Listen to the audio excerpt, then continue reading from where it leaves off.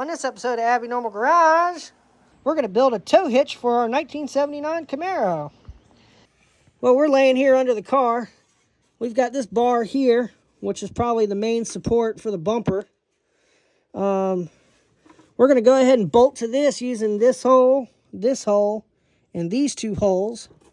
But we've got to build a piece that's going to drop our hitch down below the front edge of the bumper.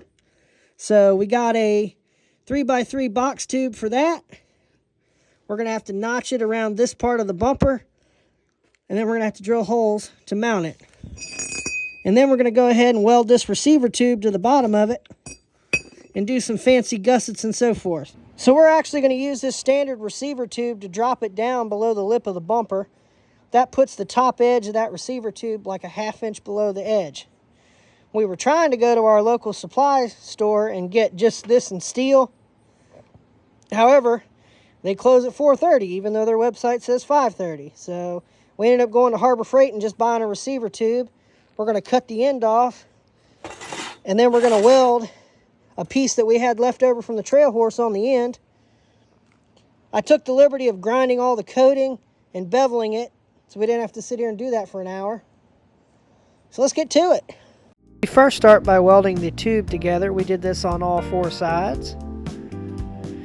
Then we came back with our AT460 and ground down our welds. This was a pretty quick way to do it.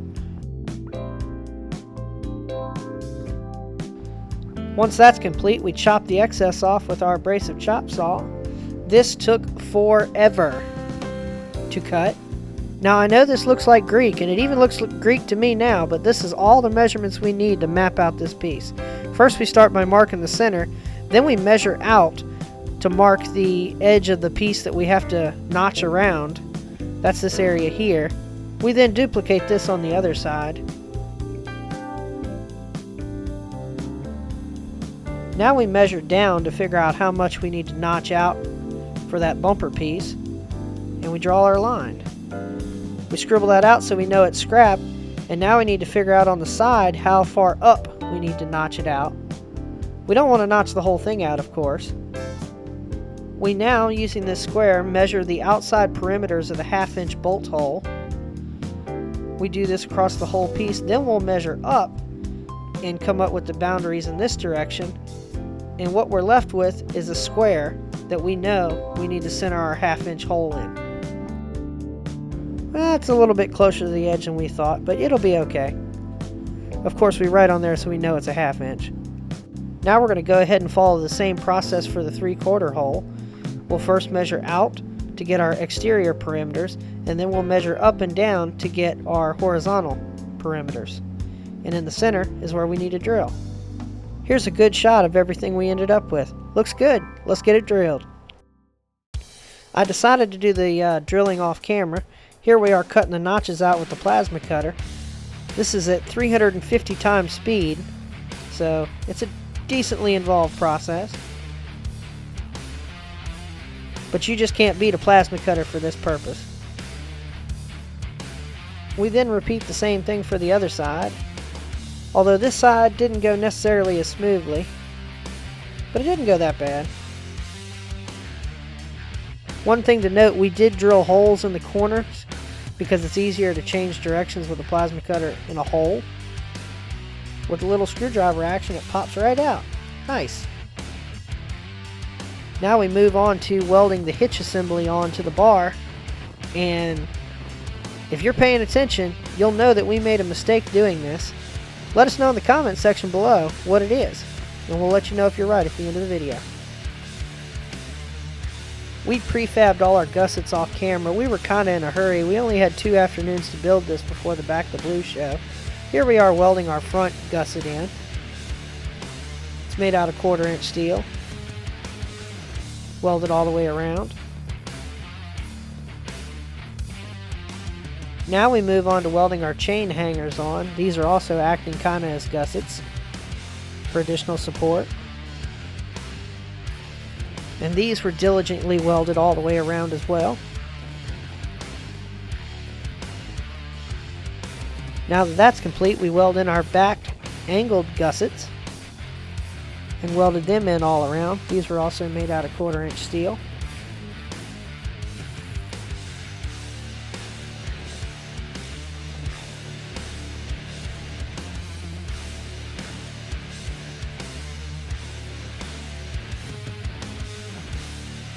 And voila, this piece looks great. We still haven't realized what's wrong yet. Well, here we have it mounted on the car. This thing looks great. Fits great, worked great. This is actually taken after the Back to Blue show. But if you notice, the chain hangers are in a completely different configuration.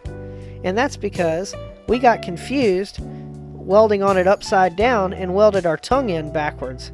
And we didn't really realize that until we went to bolt the thing on the car after the paint dried. We're so freaking stupid. It took 2 hours to cut it apart and only 30 minutes to re-weld everything. Even with all the extra work, we still made it to the show on time. We're happy, the hitch does great. Well, anyway, let's move on to replacing our trailer bearings. We'll see you there. Well, Abby and I are out here getting ready for the Wheel Horse show. And we figured we would check our trailer bearings. What do you think, Abby? Yeah, that doesn't sound good, does it? First thing we do is zip the old lugs off with our cordless impact. This makes this job a cinch. Next, we remove the tire and slide it under the trailer. And now we use a screwdriver to pry the grease cover off of the dust cover. And we use not a hammer to beat this thing off. Needless to say, it's the right idea, but the wrong tool. And really didn't work out for us. We then tried this pick, which was actually more successful in pulling this thing off. Now, I did notice some rust on the end of the castle nut. Perhaps that might be our problem. We then unbend our cotter pin, and using not a hammer again, we gently remove the cotter pin. We now use not a wrench to loosen the castle nut. Fortunately, on these trailer bearings, they're not that tight. We then remove the washer in the front bearing, and then slide the hub off. We now take this thing over to the bench protected with this piece of cardboard. We tried to remove the grease seal by holding it. That didn't work, so we put it in the vise, and bingo, it's out. Now we can remove the back bearing. So we wiped everything off real well, and the bearings don't look that bad, really. This bearing looked pretty good. The other bearing had some little bit of pitting in the needles, but wasn't too bad. We then took a look at the races. This is the back race, and it has some visible pitting that we can feel with our finger. The front race, on the other hand, looks brand new, but we're going to go ahead and change them both anyway. Okay, now to remove the races, we'll bang the front one out first from the back.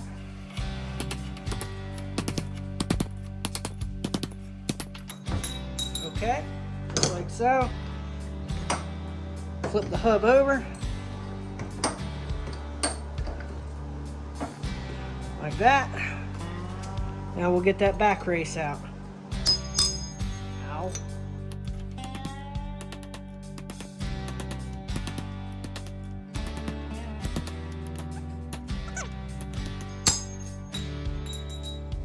Bingo! Now it's time to put the race in. To do that, we use a hammer and our bearing and race driver.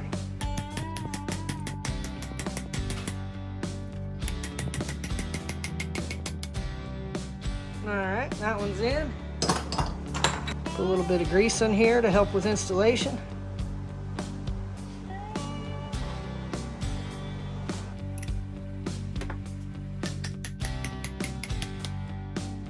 Nice. So I've never used one of these before, but I've always wanted to try it. This is one of those bearing packers at Tractor Supply. Looks like we can do both bearings at the same time. It honestly looks like it's going to be pretty wasteful, but you know, we'll give it a shot.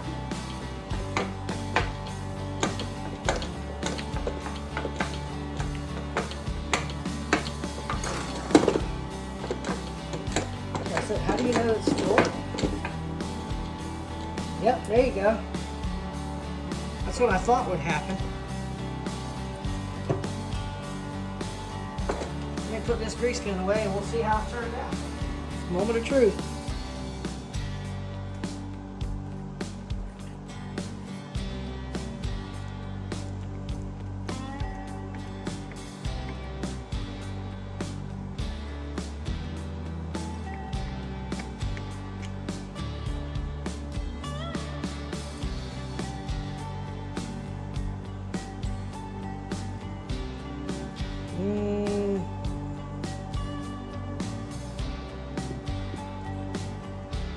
I see what I think are air bubbles in this bearing, so maybe it didn't do that good a job.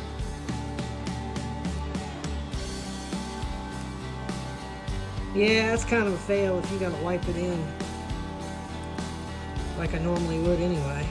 Alright, let's see how the bottom one turned out.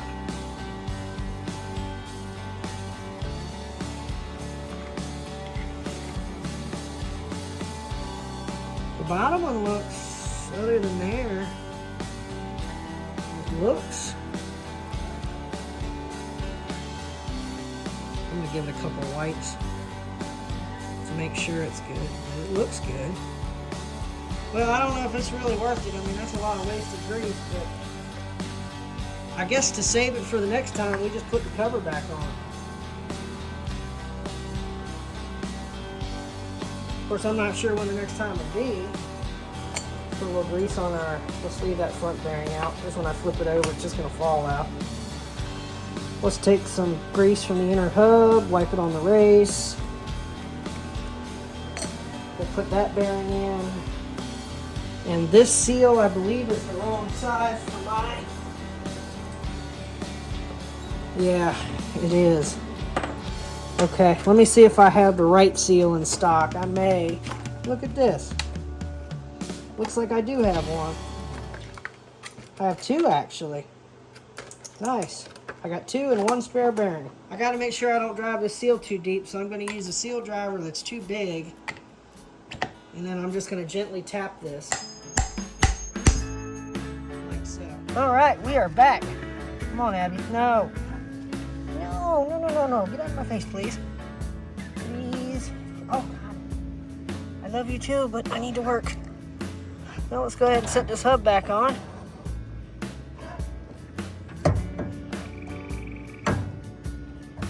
Okay. Then we put the washer back on. And the nut.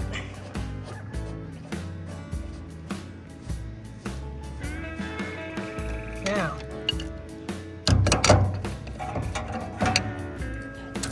first thing we're going to do is tighten it up too tight to seat the bearings. A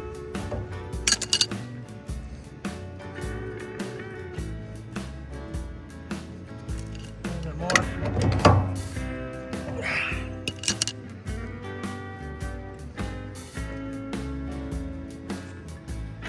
And roll it a couple times. Now we back off.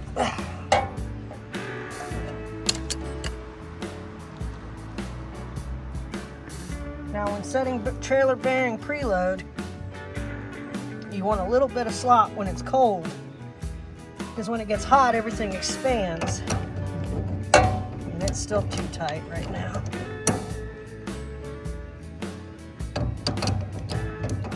Man, I wish somebody would come up with an adjustable wrench that didn't change adjustment every time. There. And all you're looking for is a little bit of play.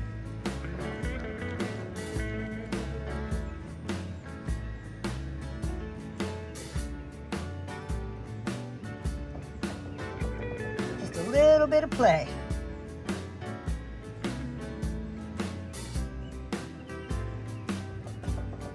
Like that.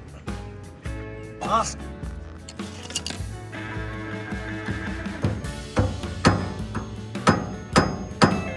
Tell you, if I hit the cotter pin, I'd be doing great.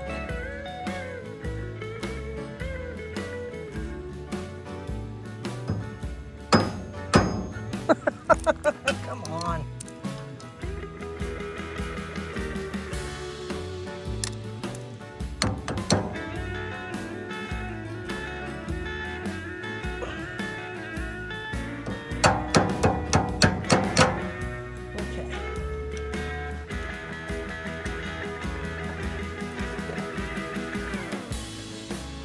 Bend your cotter pin over.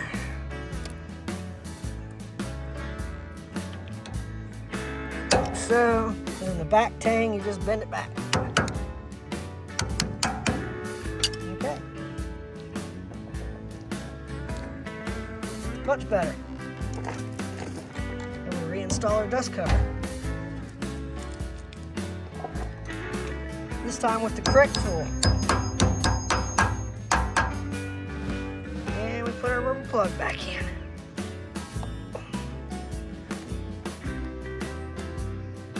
And that's a done deal. Now we can just put a tire back on and we're done. This thing's so quiet, I don't know if you'll even be able to hear it on video. I can see it now. Paint this the same color as the car. Get the Z28 stripe down there and have it say Z 4x8. That would be awesome. Only on Abby Normal Garage will you ever see a Camaro towing a trailer with a tractor. Well, anyway, that about wraps up this video. If you enjoy the content, feel free to like the video. Share it with any of your friends that have a Camaro that might want a trailer hitch. And subscribe to the channel if you're not already. And we'll see you on the next episode of Abby Normal Garage. Coming soon on a future episode of Abby Normal Garage. When a friend brings over a derelict mower from his yard that hasn't ran in 5 years, supposedly has a locked up transmission, and a myriad of other things, will the team be able to pull this one together and save this historic piece of lawn mowing technology? Or will it end up at the local scrapper's yard? Find out on a future episode of Abby Normal Garage.